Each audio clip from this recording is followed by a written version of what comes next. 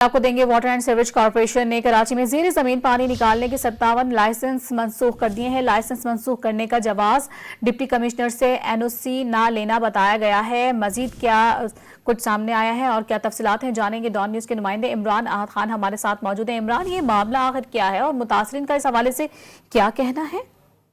देखिए, बिल्कुल इस हवाले से हमारी जो वाटर बोर्ड हुकाम से बात हुई तो उसका यही कहना है कि तमाम की तमाम सूरत हाल ये है कि ज़ेर ज़मीन पानी की जो लाइसेंस है इस पर बेज़ाब्तियां जो है वो सामने आई, जिसमें वाटर बोर्ड की जानिब से एक्शन लिया गया है। वाटर एंड सीवरेज कॉर्पोरेशन के ज़ेर तमाम जो जमीन से पानी निकालने के हवाले से 57 लाइसेंस जो है वो जारी किए थे। जो 57 लाइसेंस जो है उसको मनसूख कर दिया गया है।